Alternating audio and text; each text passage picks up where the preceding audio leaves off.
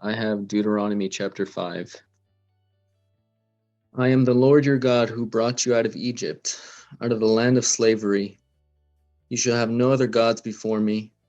You shall not make for yourself an image in the form of anything in the heaven above, or on the earth beneath, or in the waters below. You shall not bow down to them or worship them. For I, the Lord your God, am a jealous God, punishing the children for the sins of the parents to the third and fourth generation of those who hate me, but showing love to 1,000 generations of those who love me and keep my commandments. You shall not misuse the name of the Lord your God, for the Lord will not hold anyone guiltless who misuses his name.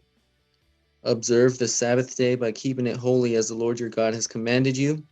6 days you shall labor and do all your work, but the seventh day is the Sabbath to the Lord your God. On it you shall not do any work, neither you, nor your son or daughter, nor your male or female servant, nor your ox, your donkey, or any of your animals, nor any foreigner residing in your towns, so that your male and female servants may rest as you do. Remember that you were slaves in Egypt, and that the Lord your God brought you out of there with a mighty hand and an outstretched arm. Therefore the Lord your God has commanded you to observe the Sabbath day. Honor your father and your mother, as the Lord your God has commanded you, so that you may live long and that it may go well with you in the land your God has given you. You shall not murder. You shall not commit adultery. You shall not steal. You shall not give false testimony against your neighbor. You shall not covet your neighbor's wife. You shall not set your desire on your neighbor's house or land, his male or female servant, his ox or donkey, or anything that belongs to your neighbor. I'm going to say this last. These are the commandments the Lord proclaimed in a loud voice to your whole assembly there on the mountain from out of the fire, the cloud, and the deep darkness, and he added nothing more. And he wrote them on 2 stone tablets and gave them to me. So, reading these reading these earlier today, I realized something. The Lord, Jesus said that the 10 Commandments sum up, that you shall love the Lord your God with all your heart, soul, mind, and strength, and you shall love your neighbor as yourself. That when you are obeying the 10 Commandments, you are doing those 2 things. You are loving the Lord your God, and you are loving your neighbor as yourself. And when you aren't obeying these 2 things, there are consequences, not only to ourselves, but to those around us. If you see in verse 8, you shall not make for yourself an image in the form of anything in the heaven above, or on the earth beneath, in the waters below. It says that God is a jealous God, and the automatic consequence of that is punishing the children for the sin of parents to the third and fourth generation of those who hate me. So the consequence falls onto the children of the parents of the third and fourth generation. And it just, they didn't even do anything. It was the parents that were making an image in the form of heaven above and on the earth beneath and the waters below. And but if you show love, if you're loving the Lord the way that God says to, he shows love to those who keep his commandments. If you observe the Sabbath day by keeping it holy and rest the way God tells you to, and your animals rest the way God tells you to, and your slaves rest the way God tells you to, then you're not only are you able to work efficiently, but your animals and your slaves and everyone's able to work efficiently, compared to if you didn't rest. Everybody would just be in turmoil. And yeah, what else? Honor your father and mother, as the Lord your God has commanded you, so that you may live long and that it may go well with you in the land your God has given you. If you don't honor your father and mother, it says in Proverbs 10. Oh, well, first off, you're not going to live a long life, and it won't go well with you. That's the first thing. But in Proverbs 10, it says, verse 1, a wise son brings joy to his father, but a foolish son brings grief to his mother. So there's consequences to not only you, but to the parents. And your sin affects your parents, of course. It makes them it dishonors your parents. It gives them a bad image. You shall not murder. Oh man, when you're murdering people, you may not murder them physically. Of course, there's a huge impact to murdering somebody physically. It affects so many people around you, the families, children. People watch that stuff on the news. There are documentaries, all sorts of stuff. But when you murder them within your heart, you're just building so much anger in your heart. And I'm trying to think of how it affects you and those around you, but you end up murdering people, and your motives are so wrong. When you commit adultery, there's just so many things that are incorrect. You steal, it affects everybody around you. And I think you guys understand my point.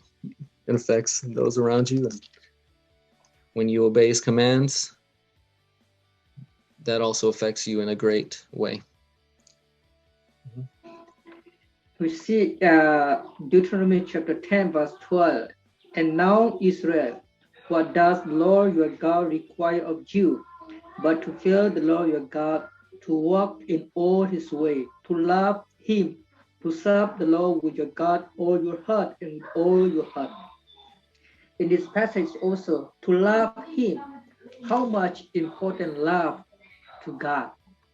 In the fasting, if we really love God, it's all thing you will see in the chapter 5, verse 6 to 21.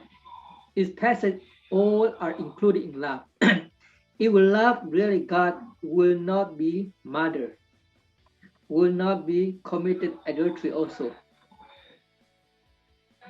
And that's what the Lord always remind the people of Israel. I am the Lord your God who brought you out of the lands of Egypt, out of the house of bondage. And God wants them to know how the lives of bondage, how they struggle in the bondage in the time of Egypt. God always remind them. That's why love the Lord your God. Love. You will love really the Lord. This whole thing, right? It was mentioned that in verse 8 also. You shall not make for yourself craft image. Okay. And then and likeness of anything that is heaven above, that is in the earth beneath, or that is in the water under the earth. And just now I just mentioned that Colossians chapter 1 also, in verse 3. Paul was praying, and then Paul was thanksgiving because of the Colossian church was loved for the saint. Everything is started by love. Because God loved, he gave his only begotten son. That's why God wants us to love him and to serve him.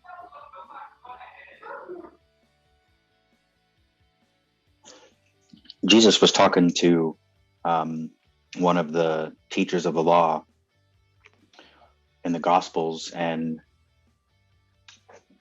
the teacher asked him what the most important commandment was, and he said to love the Lord your God with all your heart, soul, mind, and strength, and to love your neighbor as yourself. And then what he said was that sums up the law and the prophets, or that's the essence of the law and the prophets. So not just the 10 commandments, but the entire Old Testament. So the law, the first 5 books, and then all the rest of it. But what a great passage and a great reminder, because I know that there's a lot, there are people out there in the name of super grace who have said, well, I don't have to do this. I don't have to do that. I don't, the 10 Commandments aren't for me. That was the Old Testament, that we're in the New Covenant. But no, the 10 Commandments they're for us, just like the moral law given in Leviticus is for us. There were a lot of things that were in there. We've read those many times. It's because of grace, right, that we're able to obey those things. Brother Thang brought up grace when he was reading the passage in Colossians, and then he even referenced Ephesians 2:8. For by grace you've been saved through faith. So it's because of that grace that we're able to obey the 10 Commandments and the law of God, and the other commands He gives us. Lots of commands, right? Jesus told the people, His disciples, and He told the people to do things, do this and do that. Those are commands, not suggestions. So. And then in verse 9, yes, in verse 9, you see, you shall not bow down to them nor serve them, and for I, the Lord your God, am jealous God, you see, jealous, because He loved us. He loved, because of that love, jealous. I always say when we love someone, right, and we have experienced that one, because He loves us, He's jealous. He wants to worship and bow down to Him only. Yes. So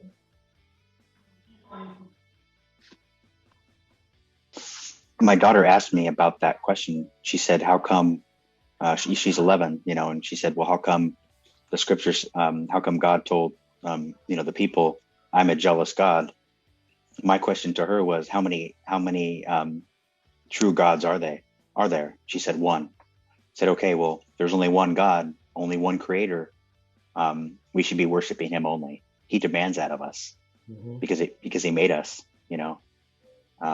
we should be giving Him the glory only. So it's different. We're created beings, we're creatures, right? So it's not okay for me to be jealous of somebody for something they have, covetous, jealous. But we have to look at it through biblical, spiritual eyes to understand that, I think.